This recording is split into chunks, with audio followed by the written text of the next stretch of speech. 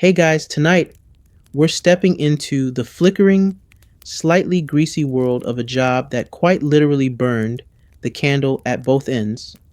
You're not a knight or a noble or even a merchant. Nope, you're something far less glamorous but somehow twice as flammable. You're a candle maker in the 1600s, and let me just say, your life stinks. Literally. The room you're in smells like beef stew that lost its will to live.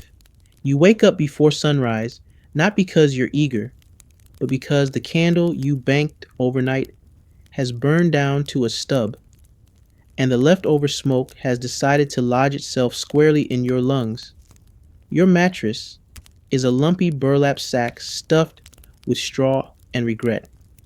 Above you, the low ceiling drips with soot, thanks to yesterday's enthusiastic tallow boil. And your pillow? That's just a folded apron that hasn't been washed since Queen Elizabeth died.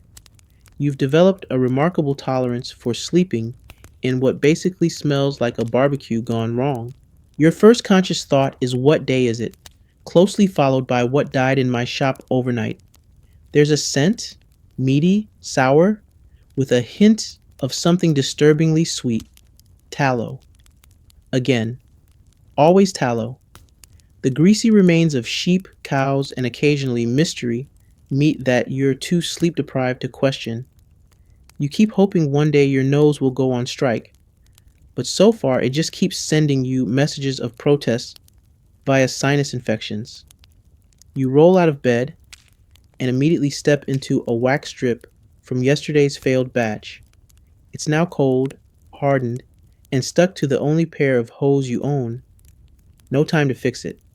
You hobble out of the bedroom, which is also the kitchen, workshop, storage, and nap zone, and head to the hearth to rekindle the coals.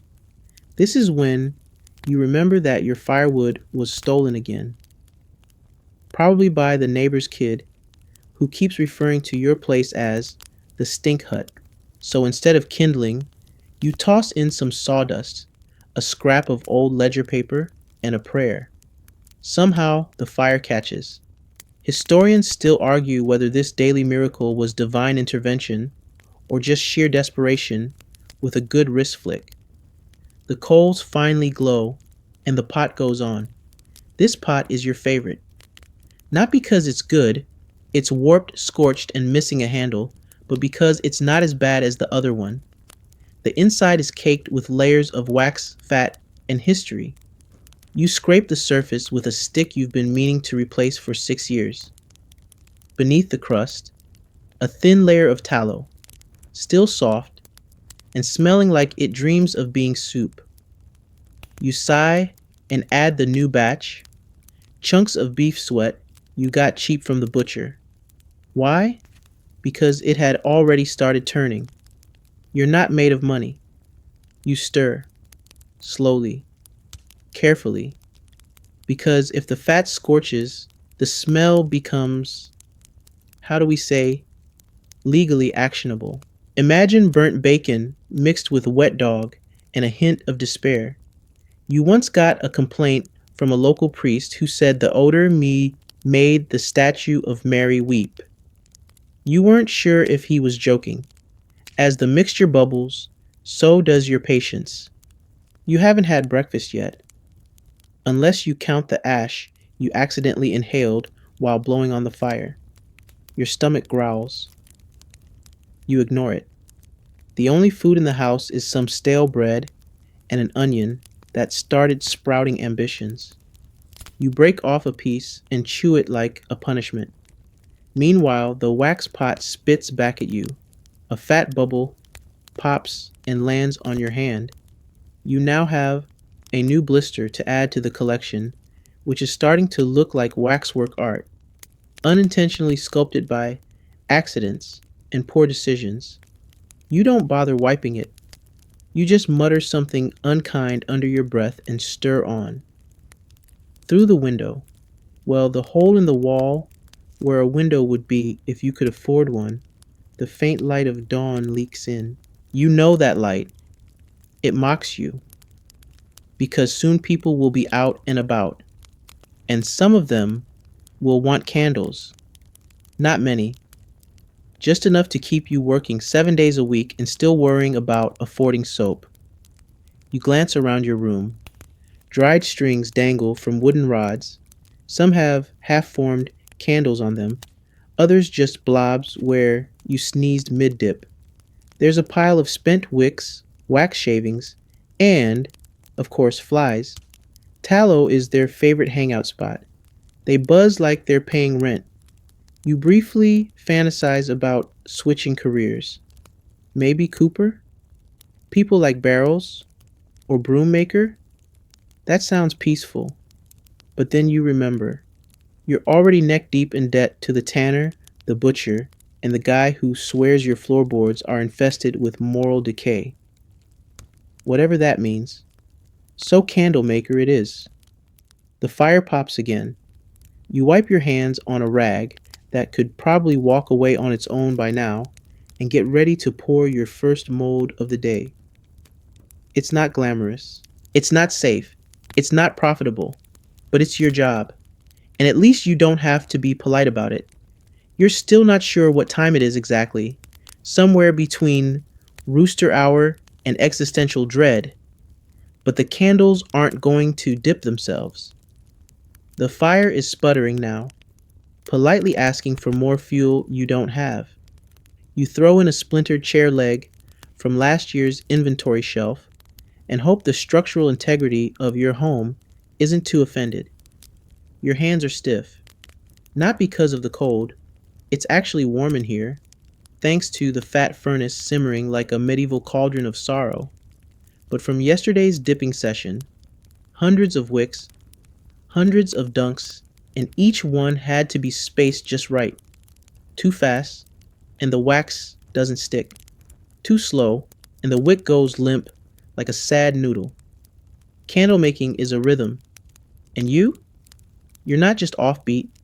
You're in a whole other genre. You tie your apron, which frankly is just another wax-encrusted rag with string. You used to wear a leather one, but it caught fire 2 summers ago. Now it hangs near the door like a retired knight's armor, scarred, soot-stained, and permanently curled at the edges. A warning to all who enter. Abandon cleanliness, all ye who smell here. First task of the day, wick prep. You take the hemp threads, cut to length by feel alone, because your measuring stick broke and you never liked its tone anyway, and knot them on a dipping rod. Each string must be weighted at the end or it floats in the wax and gives you a lopsided taper. So you tie on pebbles, beads, even a few old buttons that fell off your last attempt at respectability. The strings sway, and you think briefly how peaceful they look, like laundry on a breezeless day. Then you remember you'll be dipping these 30 times, each, minimum. The romance dies quickly. You heat a second pot, the good one, for final coats. It's got a dent in the bottom that makes the wax swirl in a clockwise fashion, and you swear it gives your candles a more philosophical lean. Historians still argue whether this aesthetic tilt was a fashion trend or just widespread incompetence. Dip. Wait. Dip again. Wait.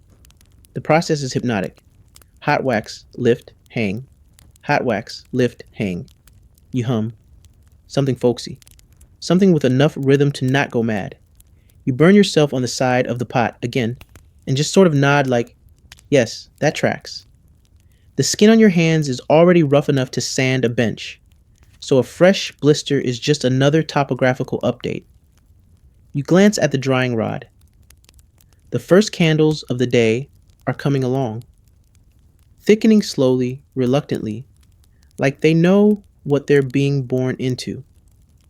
You always wanted to make beeswax candles, smooth, golden, the kind that burn clean and smell faintly of gardens and virtue. But beeswax is expensive. It belongs in churches, nobles' parlors, and the pockets of people who've never had to scrape tallow out of their hair. Instead, you get mutton fat, lots of it. Some still has wool clinging to it. You pretend it's a rustic feature. You once tried to pass one off as a candle with character to a wealthy merchant's wife. She sniffed it, gagged, and said it smelled like wet ambition. Fair. You pause to drink something. Not tea, of course. You wish. You pour a mug of warmish beer that tastes like betrayal. It's flat, it's thick, and it has something floating in it. You drink it anyway. Hydration matters, even when it's emotionally damaging. A knock at the door. You groan. It's barely morning, and already someone needs light. You shuffle over, open the door, and instantly regret it. The neighbor's youngest, grubby faced and full of misplaced urgency, holds out a stub. Can you make 5 just like this by tonight? He asks. It's a candle that looks like it fought a cat and lost. You look at him. Look at the stub. Then look at your pots, your wicks, your life. You nod. Of course. What else are you going to do? Say no and risk someone starting a rumor that you're unreliable? Last time that happened, it cost you 2 regulars and your dignity at the baker's stall. Back to the bench. Back to the dip. Every candle you make today will smell like a barn, smoke like a chimney, and probably melt into a puddle of confusion if someone breathes on it too hard. But they'll provide light. For a moment. In someone else's house. And that's something, isn't it? You think briefly of quitting, moving to the country, growing turnips. But then you remember that turnips don't pay rent, and you're not even sure what turnips look like. So you dip, and you hang, and you dip again. You scrape wax off the bench with a knife so dull it could legally be called a spoon. You drop a candle and swear, softly, because the neighbor's daughter is outside and she tattles to the priest. You start over. Your world is heat, repetition, and the smell of rendered fat. The candlelight flickers in the gloom. It's hard work. It's messy. It's thankless. But it's a living. Barely. The smell hits you before the heat does. That's the rule with tallow. It doesn't politely announce itself. It barges in, slaps your senses, and sets up permanent residence in your nose. You take the lid off the main vat, and boom. There it is again. That thick, meaty perfume of melting fat and bygone animals who definitely didn't die peacefully. It's the scent of your livelihood. Also, the scent of why no one wants to sit next to you at church. You stir the pot with your long wooden paddle. It used to be straight. Now it's bowed, charred at the tip, and faintly sticky. But it's your paddle, your Excalibur. Only instead of slaying dragons, it just sloshes cow goo for 12 hours a day. Tallow, for the uninitiated, is rendered animal fat, usually beef or mutton. In theory, you melt it down, purify it with some salt water and straining, and you get a semi-clean, slow-burning candle base. In practice, it's like slow cooking a haunted stew. The smell lingers on your clothes, on your hands, in your soul. You skim the top of the pot. Bits of hair, bone, and unidentifiable floaters collect along the surface. You fish them out with your skimmer, which is just an old ladle with half its bowl rusted off.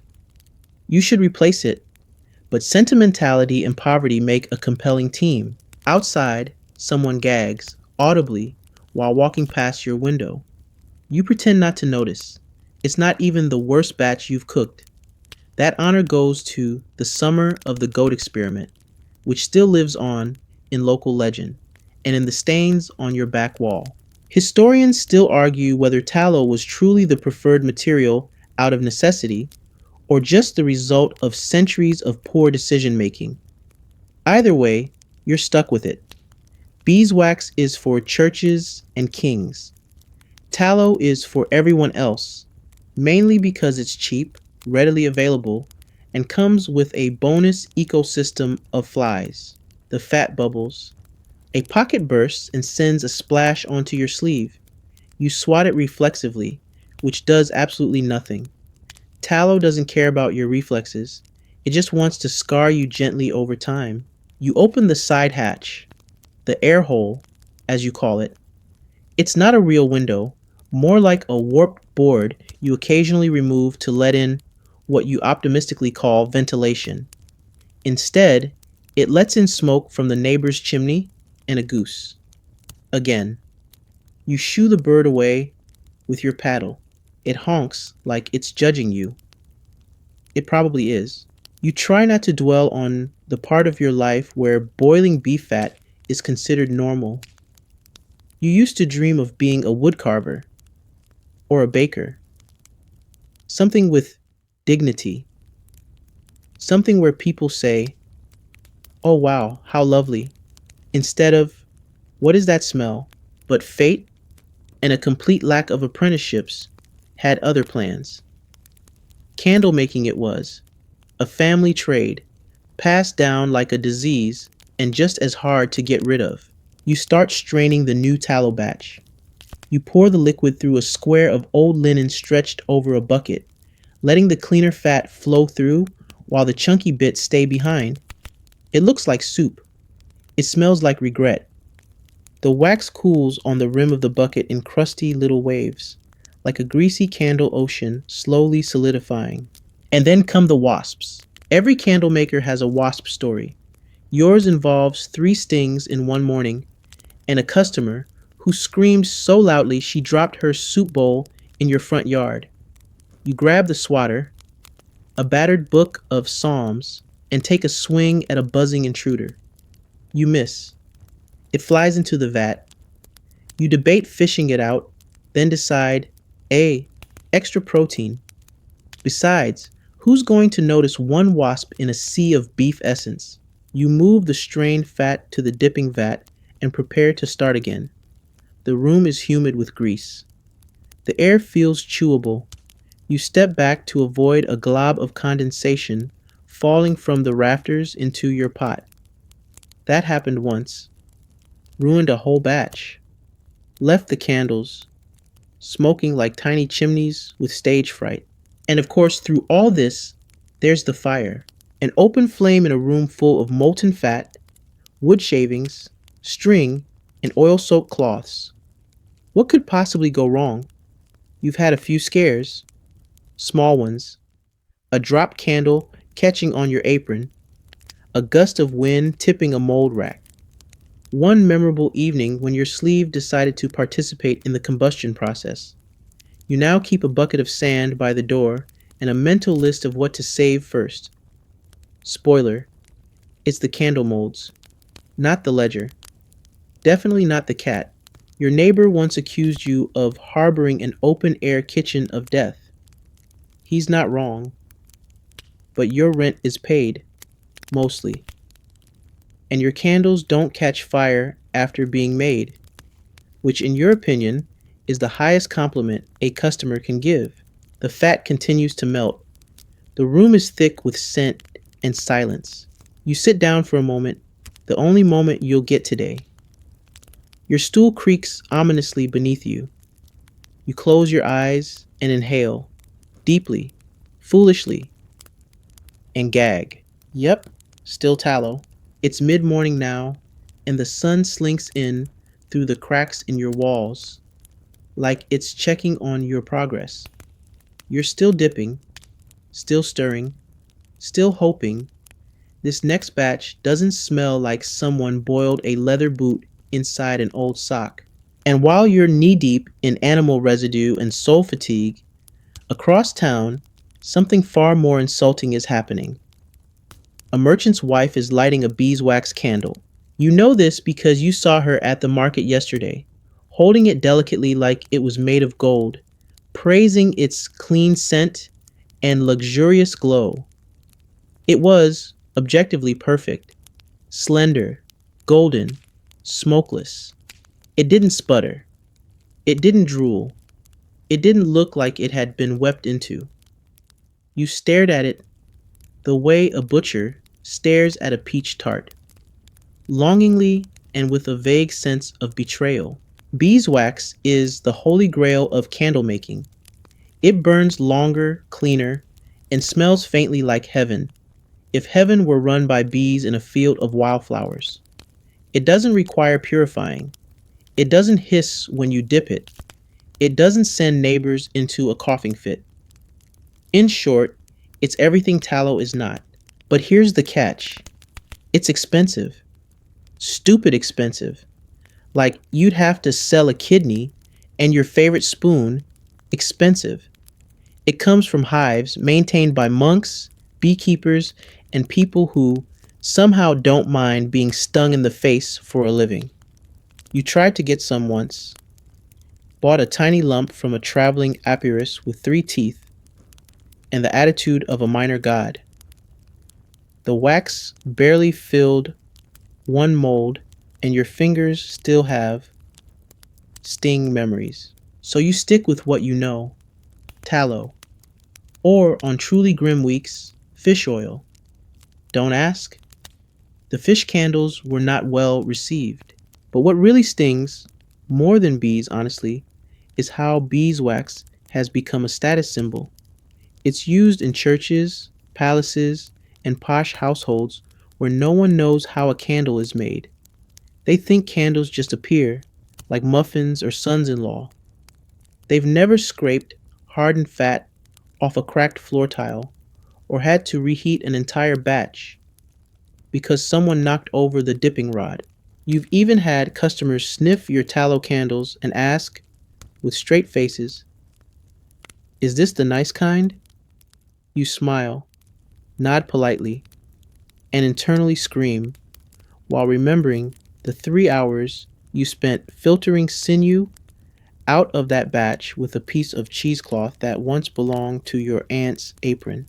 You pause your work to check the drying rods. They're full now, row after row of lumpy off-white soldiers drying like stalactites in a cave full of despair. Some lean, some sag. One looks like it's trying to escape. You'll trim it later. Probably. Maybe. Your apprentice, not that you can afford a real one, but the neighbor's son sometimes wanders in, is poking one of the candles and laughing at how soft it still is. You snap at him gently, mostly because he's right. You've mismeasured the cooling time again. They'll harden unevenly now. Great. He asks why you don't just make the pretty ones.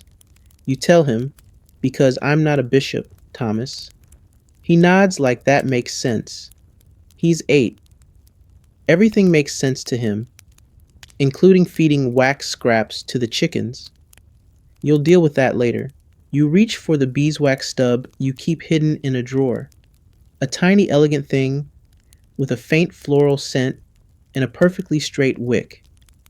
You don't light it. You just sniff it occasionally, like a sommelier who's given up. It reminds you that light doesn't have to come with a side of nausea. Historians still argue whether the wax divide was purely economic or partly religious. Beeswax was associated with purity, often reserved for sacred spaces. Tallow, on the other hand, was for the masses. The grimy, toothless, soot-covered masses who couldn't afford purity, but definitely needed to see after dark. You fall firmly into category 2. You resume dipping. The motion is automatic now, like blinking. You think about the beeswax again, about what it would be like to only make those. Clean wax, straight lines, customers who don't wrinkle their noses when you walk past. What a life. Then the fire spits again, and you snap back to reality. Burned finger, scorched pot, and a floor sticky with ambition and dripping lard. You are not a beeswax candle maker. You are a tallow slogger, a stinksmith, a humble illuminator of very dim corners. And despite everything, your candles work. They light the homes of the tired, the kitchens of the hungry, the bedrooms of people who can't afford to dream. It's not glamorous, but it glows. You pick up your favorite ladle, which is just a bent tin cup with ideas above its station, and give the vat one final stir before starting the next set. It resists, thick and syrupy like medieval gravy, but eventually surrenders into a slow, greasy whirlpool. You dip the first batch of wicks and hang them to cool, hands moving on instinct, while your mind drifts somewhere far, far away. Unfortunately, it doesn't drift far enough to escape your tools. Your tools, bless their charred little hearts, hate you, not actively, like a goat with a grudge, but passively, like an old friend who keeps letting you down. The ladle dribbles no matter how carefully you pour. Your drying rack has one leg shorter than the others, so everything sags to the left, like your enthusiasm. And don't even get started on the molds. Ah, yes, the molds. Technically, they're supposed to help you create uniform candles. In reality, they're temperamental, cracked in three places, and seem to scream internally whenever you pour hot wax into them. You've tried sealing the gaps with clay, but that just melts. You tried binding them with cloth, but that caught fire. Now you just whisper to them like they're sick relatives. Please just hold together until noon. You move on to your cutting knife, which ironically has not cut anything properly since the plague year.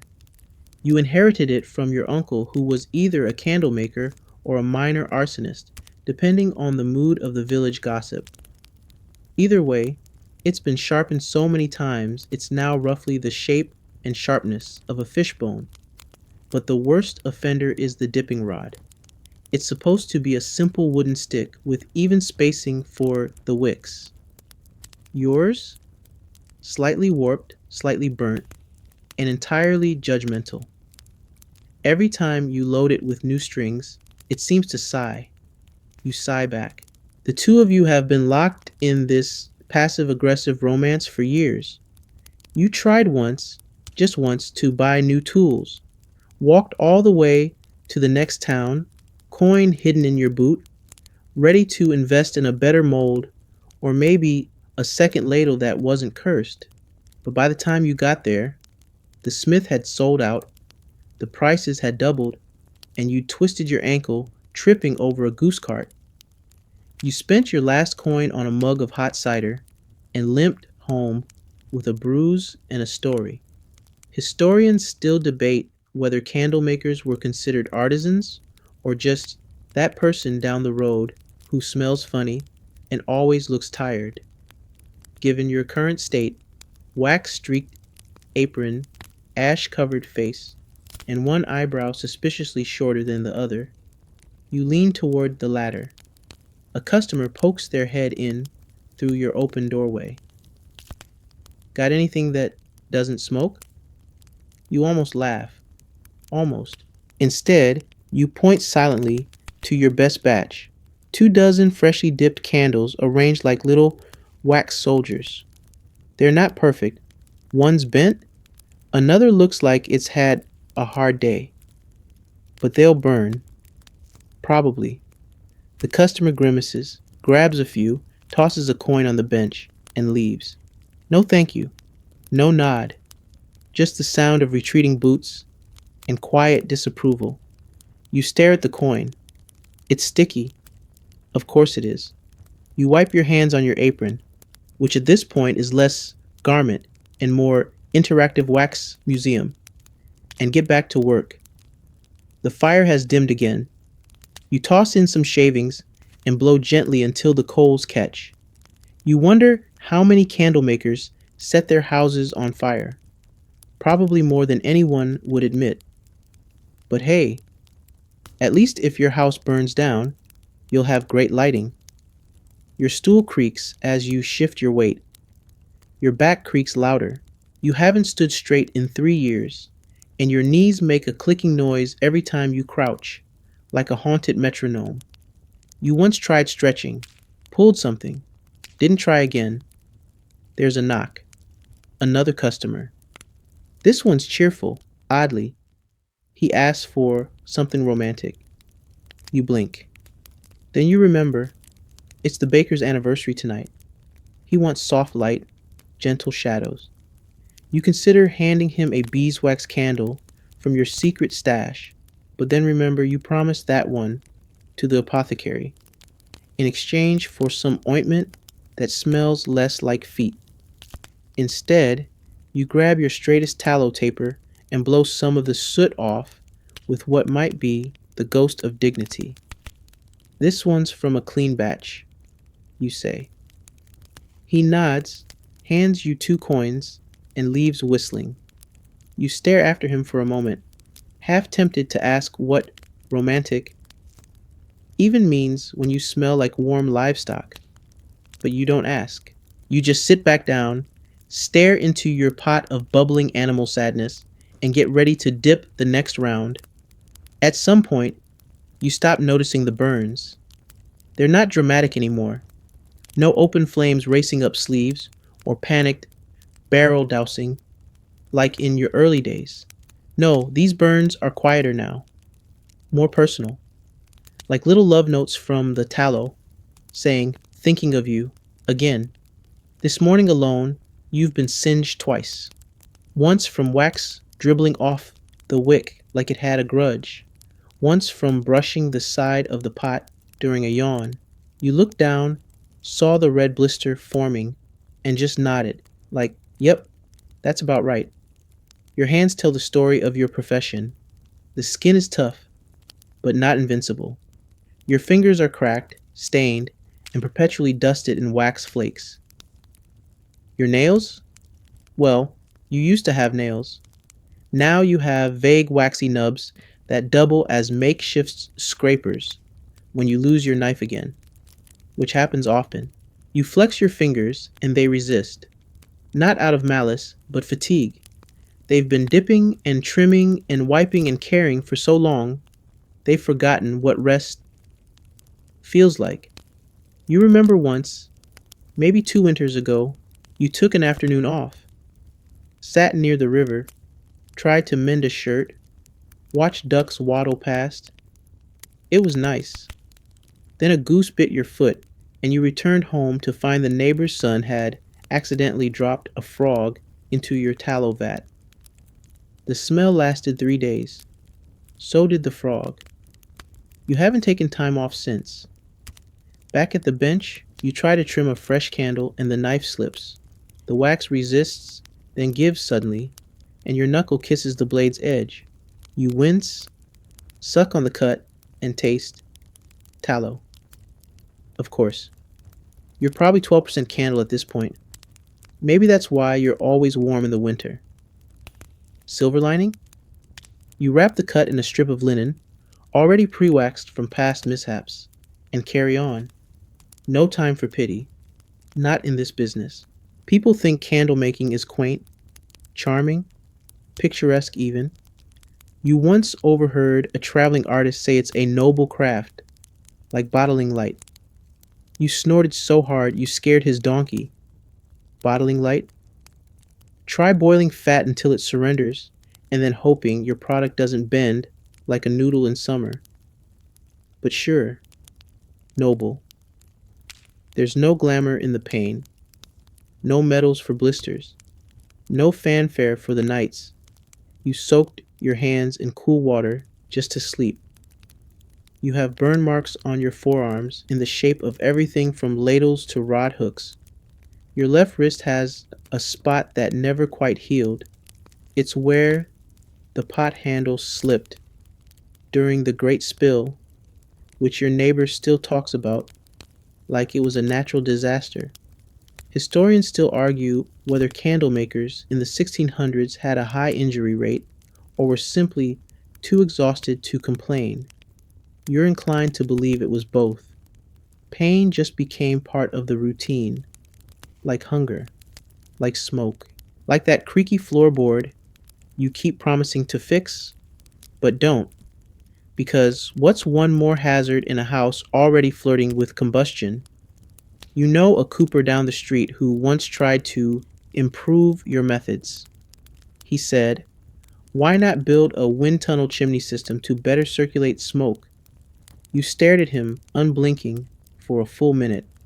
The man makes barrels. He does not live with wax. You thanked him for the advice. Then you went back to stirring with your paddle of doom and pretending not to hear the raccoon rustling in your woodpile. Another burn, this time from a dropped mold. The corner grazes your ankle as it falls and clips a neat little welt into your skin. You hiss quietly, more for the principle of the thing than the pain.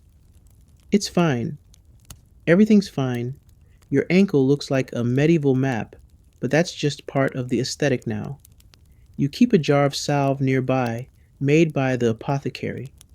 It smells like mint and old socks, but it helps. A little. When you remember to use it, which you don't, because you're busy, always busy, the fire pops, a spark jumps and lands on your apron. You slap it out reflexively. That's the third time this week. You're getting faster. Progress? You pause for a moment, holding a half-dipped taper, watching the wax cool into familiar lumps and bumps. Each one holds a little memory. A burn here, a blister there. The time you tried multitasking and ended up pouring wax into your shoe. That was a dark day. But you keep going. Not because you love it, but because someone has to. Because the village still needs light. Because even if your fingers ache and your skin tells the tale of 1,000 near misses, you know your candles, however lumpy, do what they're meant to do. They burn, just like you. The door creaks open again. No knock this time. Just a blast of chilly air and a familiar voice calling out, "You still got that order for the cobbler's cousin?" You suppress a sigh and wipe your hands on a rag that somehow makes them feel dirtier. It's the town errand boy, wearing the same smirk he's had since birth and tracking mud across your floor like it's his personal mission.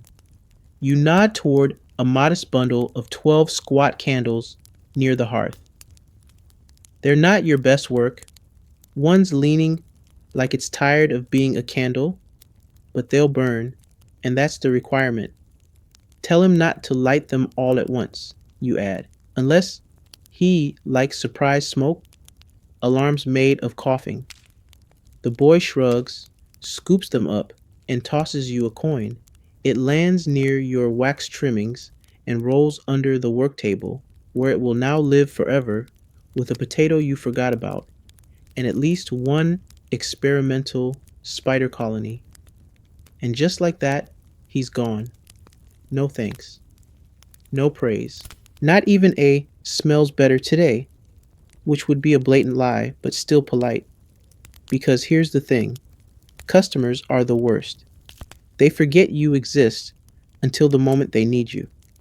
They stroll in with expectations 6 miles wide and pockets 5 coins short. One woman once demanded candles shaped like cherubs with pleasant faces. You gave it a go. They came out looking like overheated potatoes with judgmental eyebrows. She cried. You apologized. Then she paid you in turnips. Some customers want scented candles. Scented. As if you're running a luxury spa and not a barely standing wax bunker that smells like a meat locker doing hot yoga. You told one man, very calmly, that if he wanted lavender-scented lighting, he could rub the candles on a bush and set them on fire. He didn't laugh. He also didn't pay. Then there's the urgent orders. Everyone wants their candles yesterday. They bring you some half-burned stump and ask, "Can you make 6 more of this? But taller and, you know, less sad?" One man handed you a mangled wick stub and claimed it was an heirloom taper. You made him a new one. He said it wasn't authentic. You suspect he was confusing authenticity with nostalgia for a time, when he had more hair. Oh, and let's not forget the hagglers. Candle prices haven't changed in a decade because they can't. You're already working at a loss and a half. But that doesn't stop customers from gasping like you've just insulted their grandmother when you name your price. That much? For light? They say. Yes, that much. For the thing keeping you from walking into a wall or accidentally marrying your neighbor.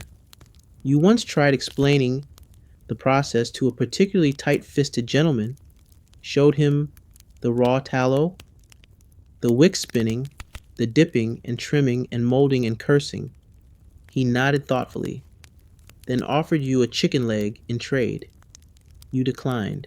Politely, barely.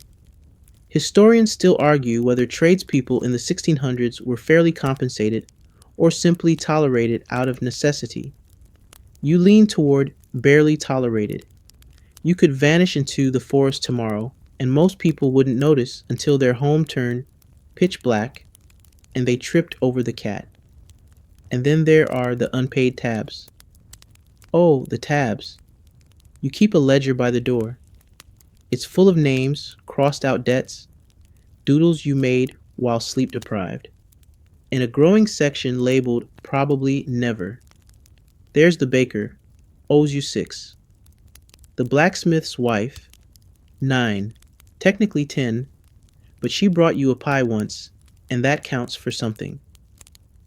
Then there's Lord Braxton, who hasn't paid for a single candle since the king had teeth. He claims it's a gentleman's understanding. You're not sure what that means, but if it involves unpaid labor and mild resentment, then sure. Very gentlemanly indeed. You sit for a moment, staring at the coins in your hand. One is chipped, one is sticky, one is possibly made of wood. You set them in your maybe real pile and stand up again. Back to dipping. Because as much as the customers irritate you, and they do, oh they do, they still need you. Come storm or feast, marriage or mourning, they need light. They can mock your smell and complain about your prices, but when the sun sets and the hearth dies down, they come knocking. And you answer, because you're the candle maker. The thankless, wax-splattered, coin-chasing, underpaid bringer of light. And there's work to be done. Always. You sit down on your stool, which groans in protest like it's just as tired of all this as you are. The whole place smells like a combination of singed meat and desperation. That's because, well, your house is your workshop, and your workshop is mostly a slow-motion disaster waiting for its cue. The walls are stained with soot. Not artistic soot. Not the kind you can tell dramatic stories about. No. This is boring. Relentless soot that builds up quietly and covers everything in a matte layer of existential dread. You tried scrubbing it once, but gave up halfway through when you realized your sponge was just relocating the grime, not removing it. Now you consider it part of the decor. Rustic smoke chic, you call it. It hasn't caught on. The hearth where your main vat lives is the heart of the operation, and also the most likely to kill you. There's no chimney, of course. Just a hole above the fire where the smoke eventually drifts out. After first making a full tour of your lungs, you've developed a special cough that only other tallow workers recognize. It's part hack, part wheeze, part subtle whimper. And then there's the floor. It's made of packed dirt, which is a generous way of saying mud you've been gaslighting into behaving. Wax strips coat most of it now, creating a bumpy, semi-permanent labyrinth of hardened blobs. You tried chipping them off once. The floor fought back. Now it's just part of the terrain. When people trip, you say it builds character. The shelves are stacked with your tools, molds, stray bits of wick, and a growing collection of things you fully intended to fix, clean, or throw away. 6 months ago, There's a mold with a chip, a ladle missing a handle, three half made candles that look like melting ghosts, and in the corner, a bucket labeled Mist. You haven't looked inside since the spring thaw. It makes noise sometimes. You pretend not to hear it. Your workbench is technically a table. Technically. Realistically, it's just a piece of wood laid across two stumps and reinforced with the weight of your shattered dreams. The surface is covered in wax rings, burn marks, and a note to yourself written in charcoal. Do not touch hot pot with left hand. Below that, someone, you, has scrawled, again, living where you work means the smell never leaves. You eat next to your molds. You sleep near the wicks. You once found a lump of wax in your soup. You still ate it. Historians still argue whether early modern tradespeople separated living and working spaces out of choice or necessity. You know the answer: necessity. And by necessity, we mean abject poverty with a side of structural fire risk. Even your bed isn't safe. It's a sagging pallet pushed into the corner, far enough from the fire to not combust, but close enough to be coated in a thin film of wax dust every morning. Your blanket smells like sheep, not in a cozy pastoral way, more like this blanket fought a sheep and lost. At night, the air is thick with smoke and melted fat. You've developed an uncanny ability to sleep through smells that would drive most people out of the village. If the average person spent one evening here, they'd wake up coughing and questioning their life choices. You? You wake up, scratch your wax-crusted shoulder, and mutter something about trimming the wicks. You once invited someone over. Once. She stepped inside, gagged, and said, "Oh, it's earthy." She left before you could offer her a seat, which was just as well because the only seat didn't pass as upright anymore. You haven't entertained guests since. Just you, the tallow, and whatever spirit is haunting your storage shelf. You call it Nigel. And through all this, you keep working. Because even though the walls are grimy, and the air is chewy, and the floor is plotting against your ankles, this is your space. Your little wax-slicked kingdom of chaos. Some people work in shops. You live in one, and it lives in you. You tie your apron tighter. It's more symbolic than functional at this point, like a knight buckling on tarnished armor before battle. Except instead of jousting, your enemy is a small gob of wax currently melting into your sock.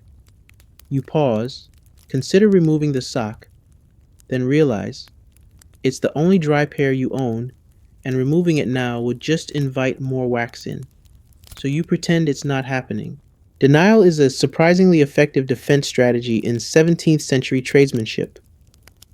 The real threat, though? Your clothing. Or, more accurately, the fact that everything you wear is wildly flammable. Your shirt, made of coarse linen, has been washed exactly once this season. It's crusty in places, waxed in others, and smells like beef stew's shadow. Over that, your work tunic, thick wool, patched more times than you can count, and stiff in the sleeves from a combination of dried wax and ambition. Your breeches are soot-stained, frayed at the knees, and recently patched with what might have once been curtain fabric. Stylish. But the real danger lies in the details. Your sleeves hang too close to the fire when you stir the pot. Your apron has soaked up enough wax to qualify as its own candle. Your hair, once neatly tied back, is now perpetually singed at the edges, giving you that signature medieval wizard who lost a bet look. One spark, one flicked ember, and you'd go up like a torchlit haystack at a barn dance gone wrong. You tried wearing shorter sleeves once. That lasted until the wax splattered directly onto your forearm, leaving behind a blister the size of a shilling and a new understanding of your own vocal range. And gloves? Ha, you had a pair. Once. They were leather, cracked and clumsy, and promptly caught fire on day two. Now they hang near the door, crisp and blackened, as a warning to anyone else who thinks maybe gloves will help. Historians still debate whether candle makers developed special protective clothing. Some say they used layered wool for insulation. Others argue that protective clothing was just regular clothing that hadn't caught fire yet.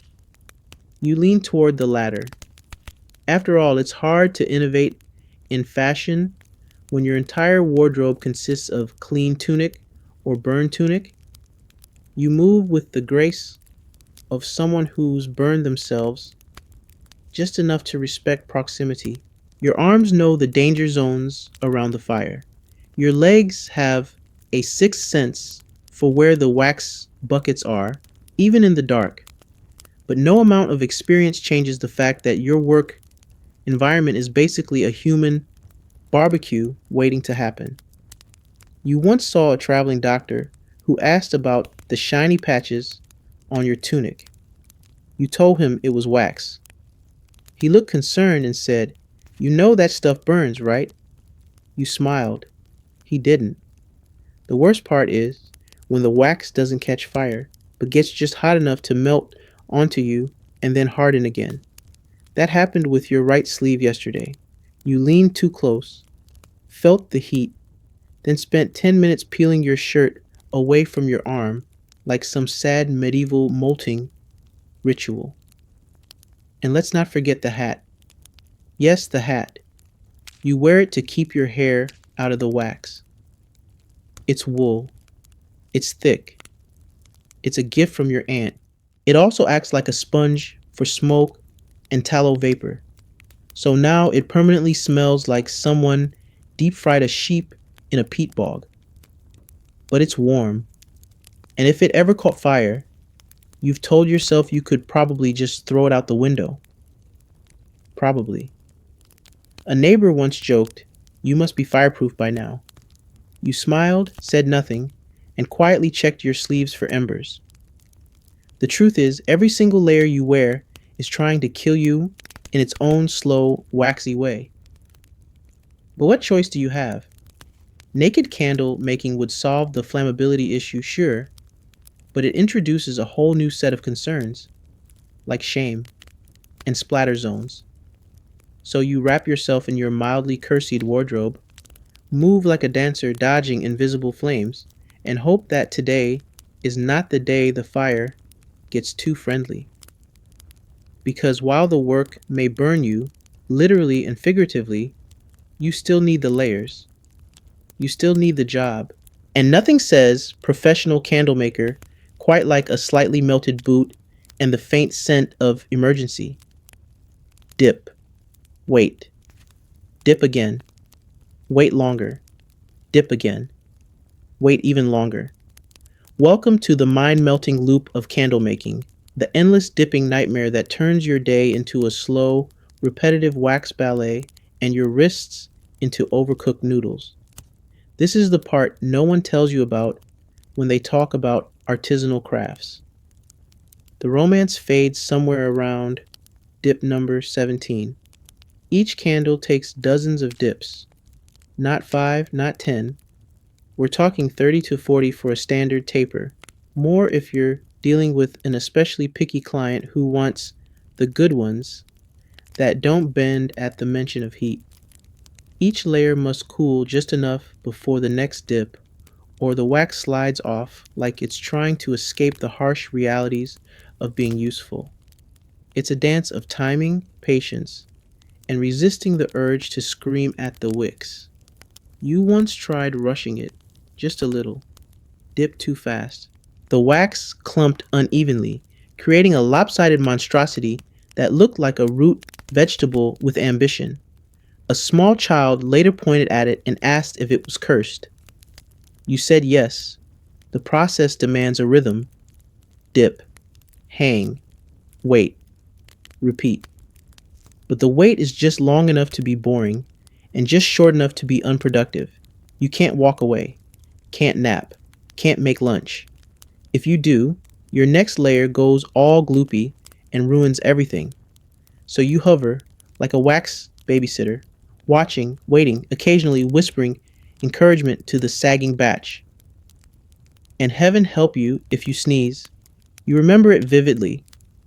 It was winter. Cold air snuck in. Your nose tickled, then a chew. Just one. But that sneeze rocked the drying rack like a gentle earthquake. Candles bumped into each other. Freshly dipped layers fused in weird, little twin spirals. You called them artisan pairs and tried to market it as romantic. No one bought them. Literally, no one.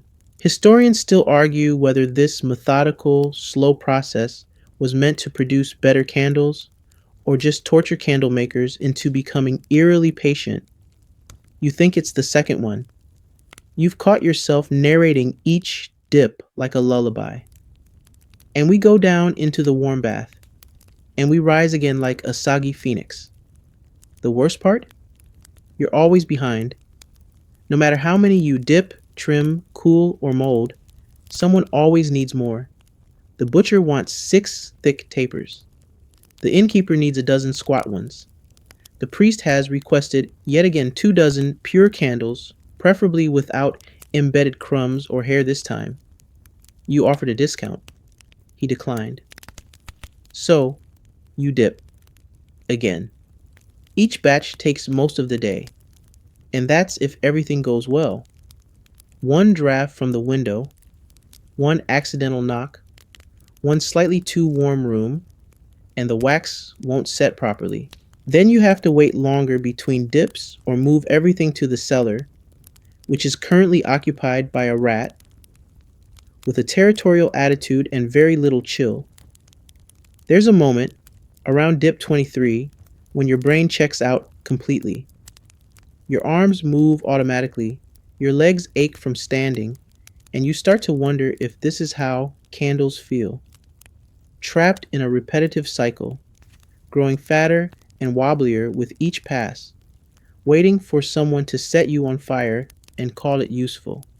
Sometimes you try to multitask during the waiting. You trim old wicks, wipe soot off the mold handles, or stare blankly into your tea like it might tell your fortune. The fortune always reads the same: you will dip more today. Probably forever. And yet, when it goes well, it's almost magical. The layers build up smooth and even, the surface gleams faintly, and the candle feels right in your hand. Sturdy, balanced, proud. You line up a row of them, like tiny soldiers ready to bring light into someone's world. And for a second, just a second, it feels worth it. Then you remember you still have 48 more to do by tomorrow. So you stretch your shoulders, crack your knuckles, and dip again. Because the nightmare never ends. Not really, but it does glow. At some point, the scent becomes background noise. You don't smell it anymore, not really, but everyone else does. Oh boy, do they. You step outside for a breath of fresh air, but all you get is a noseful of your own ambiance. The wind shifts. Someone down the road gags. A small child clutches their mother's skirt and whispers, "Why does it smell like soup that gave up?" You've built up what scientists might one day call olfactory apathy. You could walk through a mutton smokehouse and call it pleasantly earthy. You don't even flinch when hot tallow bubbles over. Your nose has checked out of this job and moved to the countryside, possibly to raise bees and contemplate better life choices. Still, the rest of the village hasn't lost their sense of smell, and they do not appreciate yours. The butcher once asked if you bathed in broth. The baker said he could track your path from his stall by scent alone. Even the blacksmith, whose job smells like hot pennies and rage, wrinkles his nose when you approach. You tried using herbs once, boiled lavender in the back vat. The shop smelled like wet socks dipped in tea, not an improvement. The tallow isn't just unpleasant, it's persistent. It clings to your clothes, your hair, your fingernails. You once set a candle down on your dining bench and later realized it had left a full wax print in the shape of someone giving up. You sat on it anyway. You've developed some coping strategies: breathing through your mouth, chewing cloves, pretending everything smells like apples if you think hard enough. But the truth is, you've reached a level of stink that defies coping. It's not a smell anymore, it's an aura. You step back inside, and the air wraps around you like a greasy blanket. It's thick, tangible, possibly sentient. You glance toward the rafters and notice something new: a patch of soot shaped vaguely like a rabbit, or a cloud, or a warning. You're not sure. It's hard to think clearly in tallow vapor. Historians still argue whether candle shops were socially isolating by accident or design. You're starting to believe it's a bit of both. Your closest relationships are now with your tools, your drying racks, and the little wax figurine you accidentally created during a late night pour and now refer to as Kevin. Kevin understands. The worst part? It's not just your house. The smell travels. Your neighbor swears the corner of her garden closest to your shop grows angrier carrots. A traveling merchant asked if you kept livestock indoors. A priest once threw holy water at your door and said it was just in case. And bathing? Oh, bathing. First of all, water isn't exactly abundant. Second, even when you do wash, using soap that smells faintly of crushed hope, it doesn't make much difference. The smell is in your pores now. Your skin has absorbed it like a sponge with low standards. You tried soaking your tunic in vinegar once. Now it just smells like pickled regret. Progress? So you learn to lean into it. Embrace the funk. Own it. Walk through the market like, yes, I am the smell. I am the grease fog rolling in from the west. I am the candle swamp. You start telling people it's the scent of industry, that it's how light smells before it's born. They still avoid sitting next to you at festivals, but hey, at least Kevin doesn't judge. You reach for a fresh wick spool and, once again, brush against the cold, sticky edge of reality. Your candle dreams are made of tallow and disappointment. When you first started this trade, you imagined neat rows of elegant tapers lined up like sentinels of light. You pictured gentle flickers illuminating quiet rooms, soft glows over parchment and prayer. Instead, you get gristle, a lot of gristle. You fish another lump of soot from the bottom of your sack. It's dense, slightly gray, and has a texture that falls somewhere between soap and melancholy. You toss it into the pot with a dull splat, trying not to think about what part of the animal it came from. It's better that way.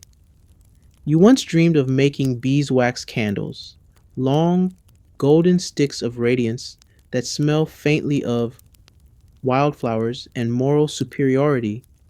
You pictured yourself at a small market stall, selling out before noon, maybe even getting a compliment from someone with clean hands. That dream lasted about a week, until you realized that beeswax was not only more expensive than your monthly rent, it was also guarded by bees, real angry bees. And you? You are decidedly not a bee person. So here you are, melting fat from creatures that probably died of sadness, straining it through cloth that's seen too many Mondays, and trying not to cry when you realize this batch is extra stringy. You reach in with your paddle, your trusty warped companion, and stir, scraping the edges with a resigned grunt. Every few seconds, a glob of unidentifiable something surfaces. You pretend it's flavor, and then of course, comes the filtering. You pour the melted fat through linen stretched over a wooden frame. The fabric, once white, is now a permanent shade of used soup. Bits of bone and hair collect on the top like some sort of ghastly topping.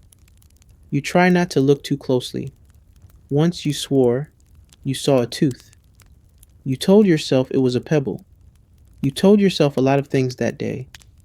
This batch, despite your best efforts, is murky, cloudy. The wax cools with streaks and bubbles, the color of old gravy. You sigh.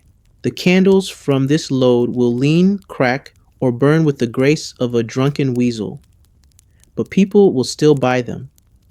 Because what else are they going to do? Sit in the dark? You arrange your half-formed candles on the rack. They glisten with a sickly sheen, like they're sweating. One droops slightly to the left. You prop it up with a splinter from a broken mold and mutter a blessing under your breath. Half hope, half threat.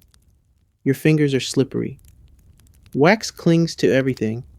Your tools, your sleeves, your dreams. You wipe them on your apron, which just adds another layer to the growing sculpture of oops you wear every day. Historians still argue whether 17th century candle makers were respected or merely endured. You're leaning toward endured. No one praises the candle maker. They just grumble when the light sputters. No one marvels at the process, at the scraping, the melting, the smell.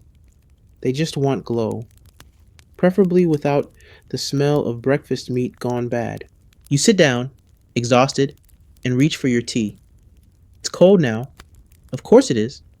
There's a wax ring on the rim. You drink it anyway. At least it's not chewy this time. Then you hear it. A knock. Not the usual, got any candles? Knock. This is tentative, polite, almost musical. You limp to the door, open it, and blink at the figure standing there. It's a man in a fine coat. Not noble exactly, but definitely from a part of town where people iron things. He holds out a candle. One of yours. It burned well, he says, bit smoky, but warm. Can I order a dozen? You stare at him. He hands you a small pouch, inside real coin, enough to buy decent sweet. Maybe even a beeswax sample. Maybe? You nod slowly, words catching in your throat. You manage a hoarse, yes. He smiles. Thank you. Your work matters, you know. And just like that, he's gone. You stand in the doorway, pouch in hand, soot in your hair, and a vague feeling you can't name. Not pride exactly, more like stubborn hope. You return to your bench, look at your next pile of gristle, and smile, just a little, back to it. You lean back on your stool, carefully, because one of the legs has ambitions of its own, and stare up at the rafters. The ceiling is barely visible through the smoke stains. Every inch of your house is coated in soot. Not just black smudges, but thick, velvety layers that soak into everything like an unwanted second skin. Your walls? Charcoal gray, no matter what color they used to be. Your shelves? Dusty with the ashes of candles long gone. Even your spoons glint with a dull shade of midnight, like they've just returned from battle. You pick one up to stir your tea. Soot floats to the surface like tiny boats of despair. You drink it anyway. The soot is everywhere. It's in your food. Your bread always has a smoky aftertaste, even when you eat it outdoors. Your cheese has little black freckles that didn't come from cows. You once bit into an apple and found a soot fingerprint, not yours. You briefly questioned whether your kitchen was haunted. Then you remembered your house is basically a chimney with floorboards. You tried wiping the walls once, took a rag, wet it, scrubbed. The soot looked at you, considered your efforts, and invited two friends to join. The wall was darker by nightfall. You now call that area the spot that taught me humility. Your face too tells the tale. You catch glimpses of yourself in puddles or windows and wonder who that slightly haunted chimney sweep is. Your hair has ash streaks. Your eyebrows are always one sneeze away from spontaneous combustion. You once tried scrubbing your face clean with vinegar. It stung and made you smell like a salad on fire. Not ideal. Historians still argue whether the air quality in 1600s workshops contributed to long term health problems or merely reduced the need for mirrors. You're leaning toward the second. Who wants to look at themselves when the only light is candlelight, and the only mirror is slightly waxy, and the coughing? Oh, the coughing. You don't remember when it started. Sometime after you moved in, but before you lost all hope in your ceiling. It's a dry hack that starts small and grows louder throughout the day. You call it your shop song. Kevin, your accidental wax figurine, is your only audience. He listens, solemn and lopsided. You once visited the apothecary and asked if there was a tonic for indoor ash throat. He gave you a jar of something thick and green that smelled like boiled sock. It worked, briefly. Then you ran out, and he raised the price. You now settle for tea with honey and a short prayer to Saint No Choking. You turn to your shelf of finished candles, inspecting each one with the resigned gaze of someone who knows they'll be soot covered by morning. Even the best candles you make, the tall ones with straight spines and decent burns, develop that telltale black crust along the wick. Customers complain that the flame dances too much, that the smoke is melancholy. You nod, smile, and suggest opening a window. They usually leave in a huff or a cough. You consider investing in a chimney sweep. Then you remember your entire income is currently sitting in that pouch from the well dressed man. It's enough for supplies, maybe one decent meal, and, if you stretch, 2 days without chewing on your own tongue from stress. Chimney sweeps, alas, are for people whose houses aren't made of flammable sadness.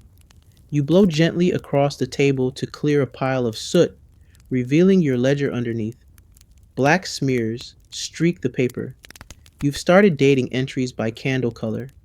Since ink is unreliable and time is more of a feeling now, 3 stubby whites, 1 yellowish maybe, Sootstorm batch number 2. You glance down at your boots, once brown, now blackened beyond redemption. You tried cleaning them with sand once. They squeaked for 2 hours, then reabsorbed the filth out of solidarity. Even the cat that occasionally visits you, stray, three-legged, thinks it's royalty, refuses to step inside anymore. He stands at the door, sniffs, squints in judgment, and walks away. Fair. You run a cloth along your nose. Soot. Again. You've long since stopped being surprised. You just nod, wipe, and move on. Because in this trade, soot isn't a problem, it's a roommate.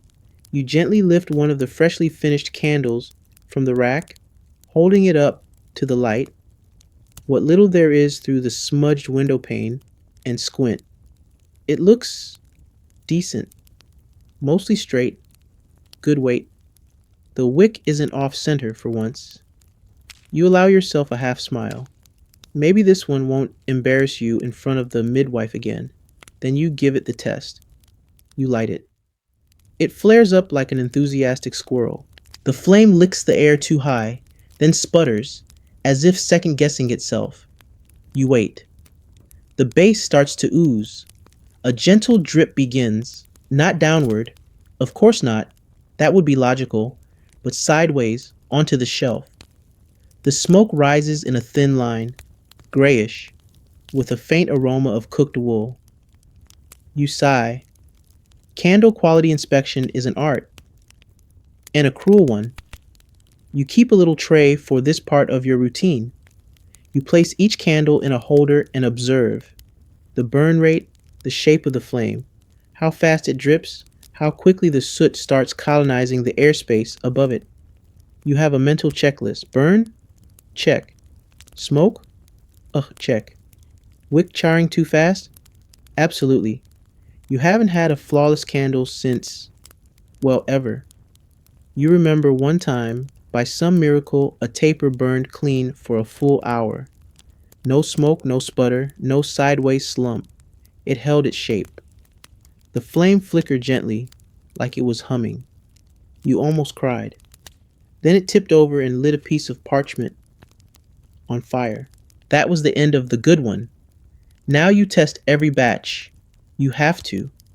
You've learned the hard way that one bad candle in a shipment means 3 angry customers and one vicar threatening to bring it up at mass.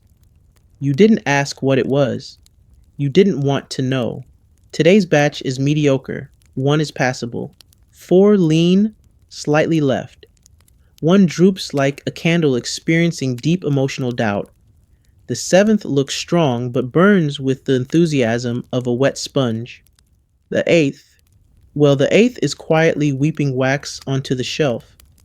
You pat it like a child who tried its best.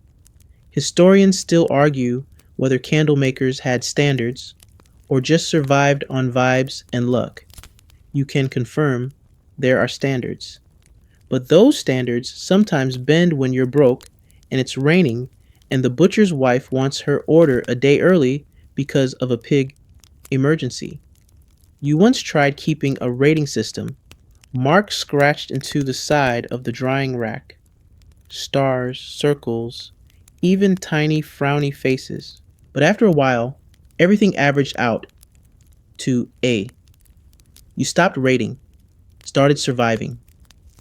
Part of the problem is the ingredients. You do your best. You strain the tallow, trim the wicks, store your molds away from damp and critters. But sometimes the fat's just weird.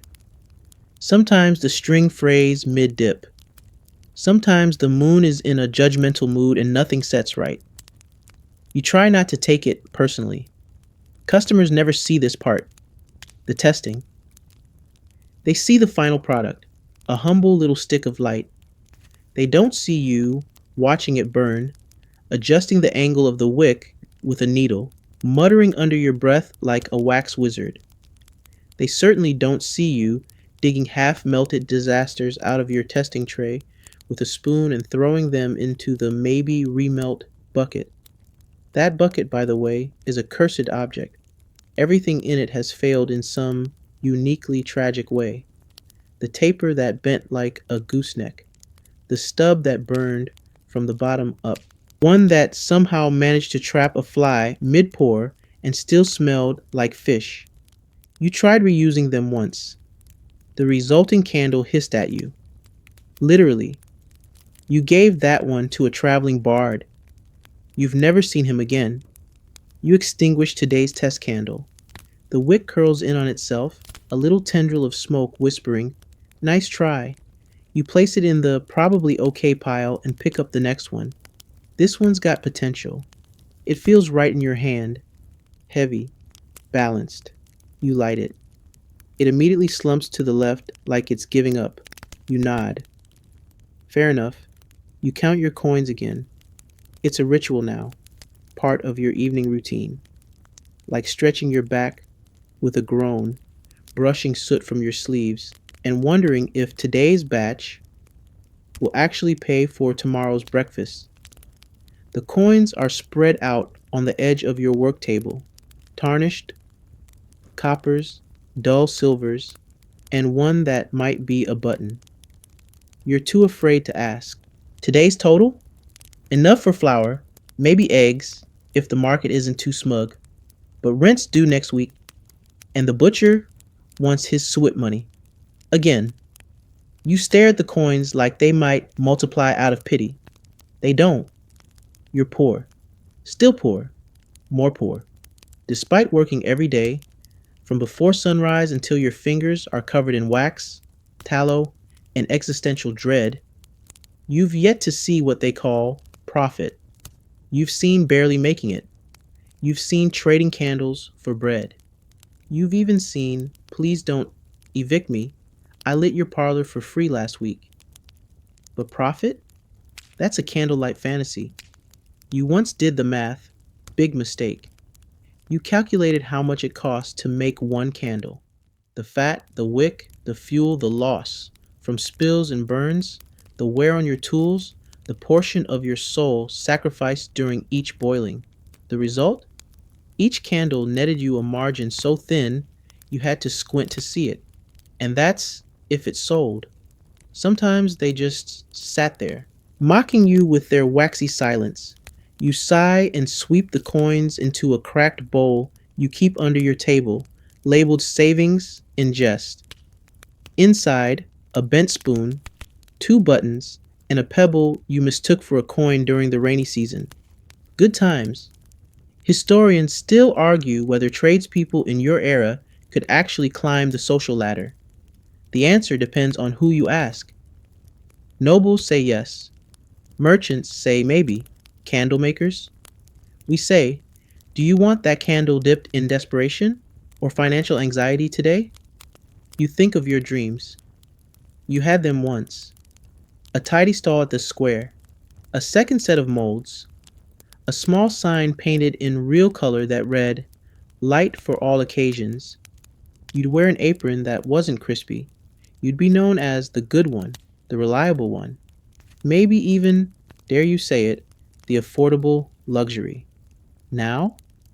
Now your shop sign is just a wooden plank that reads candle because the last E fell off and you stepped on it. You haven't replaced it. You're not sure you want to. Even bartering has lost its charm. You once swapped 6 candles for a loaf of rye. The loaf turned out to be hollow, just a crust with ambition. You tried to return it. The baker offered you crumbs as compensation. Actual crumbs.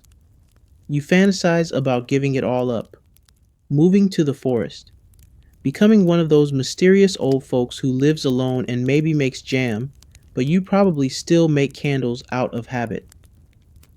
There's no escape. Wax is in your blood now, possibly literally. You cut your thumb yesterday while trimming a wick and something pale and waxy came out. You didn't ask questions. You glance around your shop. It's not much. A workbench, a fireplace, some shelves, a stool that judges your posture. But it's yours. Kind of. Mostly. You rent it from a landlord who thinks structural integrity is a suggestion, not a requirement. Last time it rained, your ceiling leaked in 5 places. You lit a candle and set up pots to catch the drips. By morning, the wax had mingled with rainwater and created a hybrid mess that smelled like beef soup and mildew. You still haven't cleaned it. The truth is, you're always one bad week from ruin. One failed batch, one angry customer, one small fire. But somehow, you keep going. Because even though you're broke, bone-tired, and constantly covered in soot, people still come to you for light. They still need what you make. They still trust your hands, even if they can't see how cracked they are. And maybe that's worth something. Not enough for rent, but something. You jolt awake to the sound of crackling, not the cozy kind. Not the sit by the hearth with a blanket and a mug of optimism kind.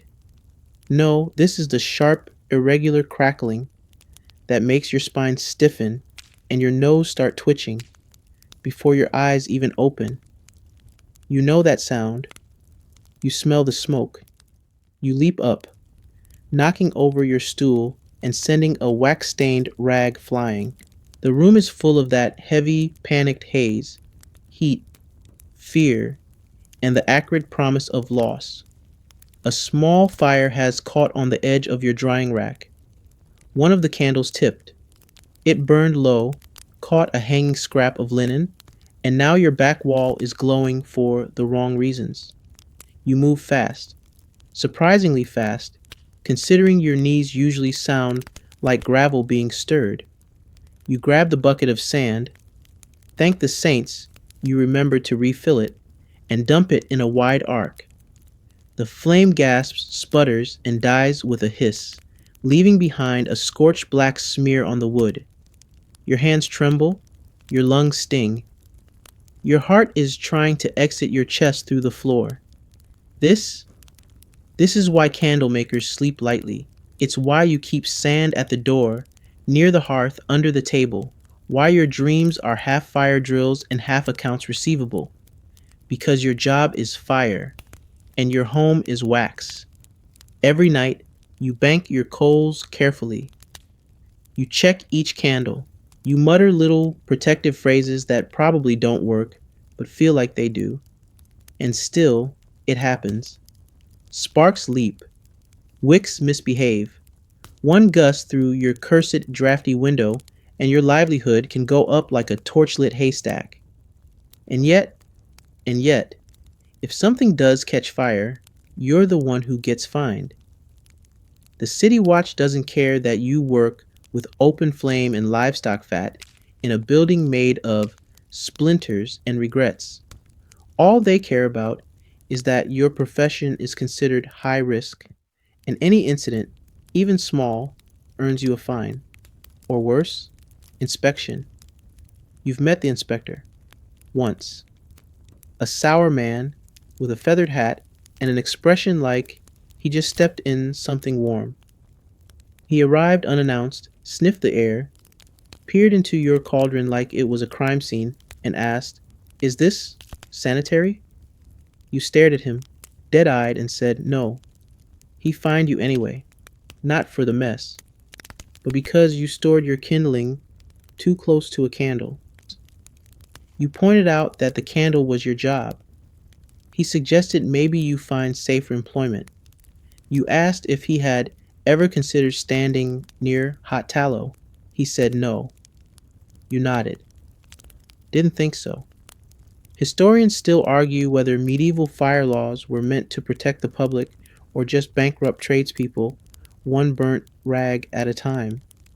You don't argue. You just hide your wax scrap pile a little deeper under the table and pray the inspector's horse throws a shoe in the mud sometime soon. You sit down again, the adrenaline finally ebbing, your palms dusted with sand and soot. You look at the wall, still smoldering slightly, and consider making a new sign. One that reads, "This house has been accident-free for 0 days." You chuckle, then cough, because of course there's smoke in your lungs. Of course there is. You sip from a nearby mug. Cold tea. Tastes like ash and regret. Still better than yesterday.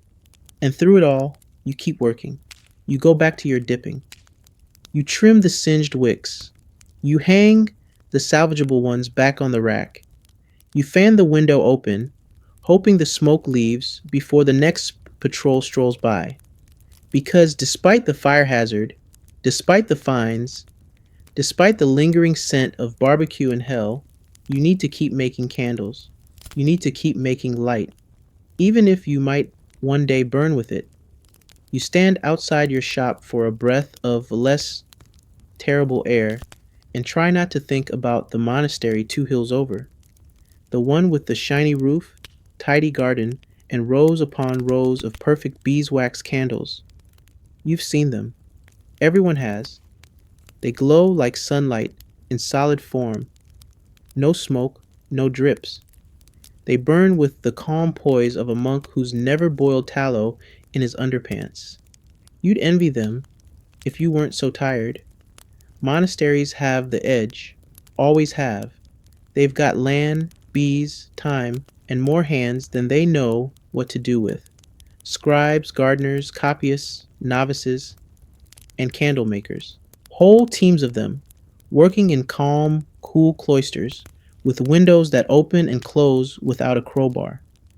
You've been told they even pray while they work.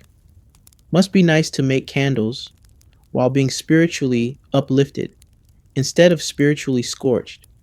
They sell their candles at market too. That's the real kick in the wax. Every Sunday, their carts roll into town with trays of golden tapers, bundled in twine and smelling like piety. They charge less than you because they can. Donations keep them fed. God keeps them tax-free. You? You pay coin to rent a workbench made of damp splinters and get fined when your socks catch fire. The townsfolk love monastery candles. Clean burn, they say. Smells nice. Supports the church. You want to shout, I support your eyes not being eaten by the dark, but that doesn't fit on a placard. You once tried to compete. Made your best batch, trimmed every wick, scrubbed each mold until your hands went numb. You even wrapped the tapers in clean linen. Clean! Linen! From your own supply. Took them to the Sunday market and set up next to Brother Clement. He smiled like a man who's never had to wrestle a goat out of a wax vat. By noon, his entire stock was gone. Yours? You sold 3. One was returned because it made a noise. It did not. Historians still argue whether monasteries helped preserve trades or undercut local craftsmen into poverty. You argue only with your ceiling these days. It listens about as well. There's nothing you can do, really. You can't fault them. The monks mean well. They light the town's altars. They bury the dead with soft beeswax glow. They bless their batches. You just mutter curses and hope nothing explodes. You tried asking if they'd share their beeswax. Just once. You brought a jar of your best tallow, a peace offering. Brother Theo sniffed it, turned pale, and said, We usually render ours indoors. You considered flipping a table. Then remembered your back can't take drama anymore. So you walk back home, past the cart selling monastery tapers, past the market whispers, past the glances that say, Why do you still make these? And are you okay? You are not okay, but you are here, still dipping, still molding, still lighting hearths where monks do not tread, because the village needs more than altars.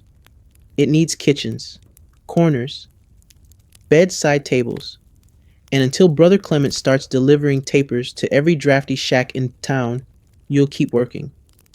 Because someone has to light the everyday, even if they never say thank you.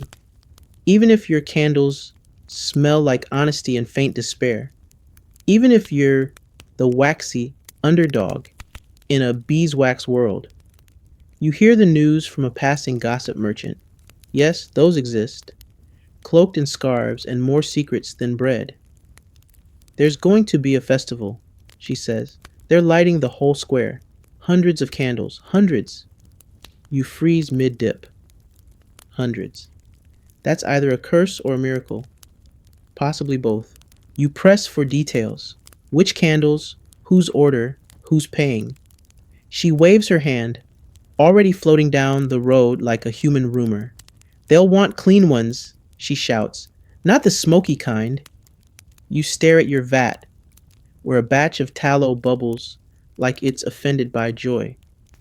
You stir it slowly, like a pot of boiling consequences, and begin the mental math of what it would take to fill an order that size. The town hasn't had a full candle festival in years. Last time was during the visit of some duke, or maybe a baron, who thought the cobbled square looked too medieval. Someone, probably a monk, suggested 1,000 flames.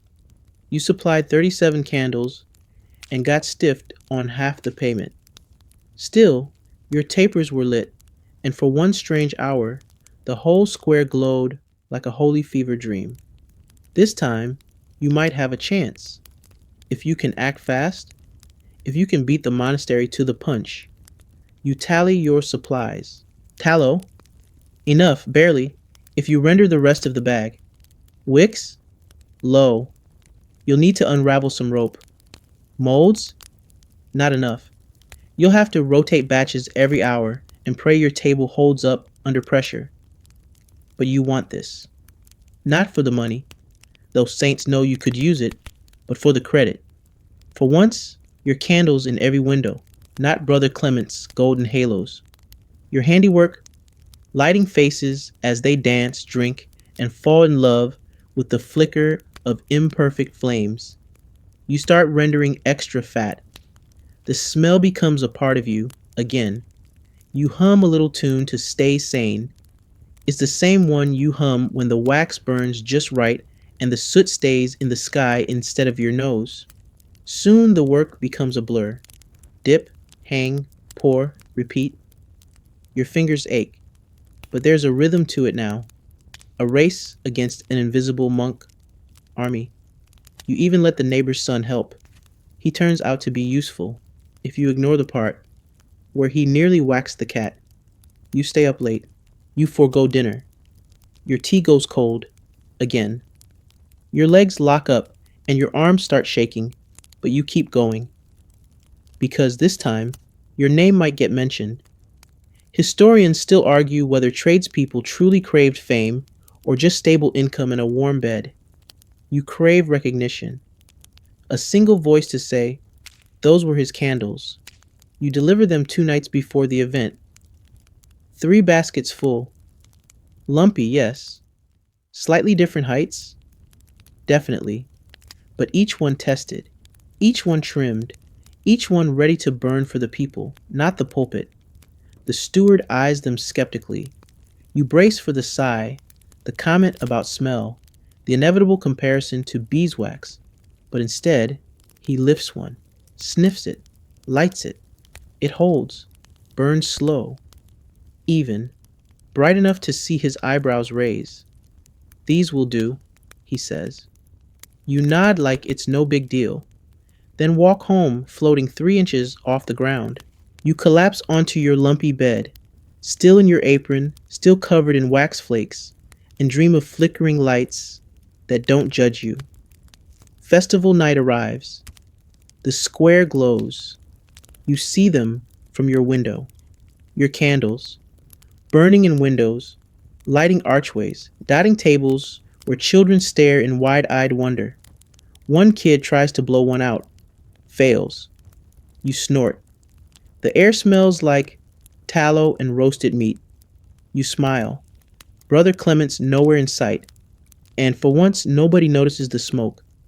The day after the festival, your legs feel like boiled rope, and your arms throb like you boxed a windmill. But you get up anyway, because wax waits for no one, and neither do unpaid landlords. You shuffle to your workbench and find something strange. Silence. No bubbling. No knocking. No neighbor's goat crying at your door because it's confused and wants to chew your apron again. Just calm. You sit down. The bench creaks like it's confused too. Then you notice the door. There's something on the step. A bundle. You squint. Approach with suspicion, honed from years of bad surprises. Inside the bundle is beeswax. Real beeswax. Wrapped in clean cloth. Tied with a bit of twine.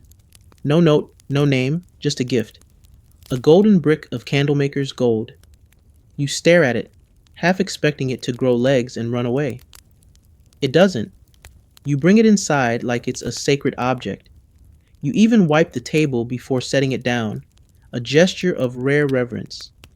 You touch it gently, like it might judge your tallow-covered fingers. It's smooth. It's perfect. It smells like a wildflower's whisper, and for a brief, dangerous moment you think, I could be one of them, one of the clean burners, the soft glow guild, the people who don't smell like a bacon-scented armpit. You imagine a new workshop, one with windows, shelves made of wood that isn't scorched, a sign with all 5 letters intact. You imagine candles that stand tall and smell like honey, not heartbreak. But then you look around, at the soot on the walls, at the racks of squat, loyal tallow tapers still drying, solid and humble, at Kevin, your wax figurine, still sitting lopsided and noble by the hearth. And you realize, this is you. This mess, this smell, this work. Historians still debate whether tradespeople aspire to rise or simply endure. You? You aspire to make one more candle that doesn't fall over in shame. You melt the beeswax. Not all of it, just a sliver. You mix it into your next batch, a little whisper of luxury inside a bucket of real life. The result? Still smoky, still soft at the bottom, still you, but now with a glimmer. You name that batch Festival Blend. The name sounds fancier than the candle deserves. You don't care. It sells. Later that week, a woman knocks on your door. She's holding one of your candles. It burned beautifully, she says. You blink. Didn't even drip on my table, she adds, like it's a compliment and not a miracle. You don't say anything. You just hand her another. She pays in full, with a coin that isn't sticky. After she leaves, you turn to the pot and stir slowly. Not in a rush today. The air feels less heavy. Maybe, just maybe, the work is changing. Or maybe you are. It's late now. The fire is down to glowing embers, and your tools lie where you left them, quiet, soot-streaked, vaguely resentful. You lean against the workbench, fingers sore, back hunched, wax flecks clinging to your sleeves like stubborn regrets.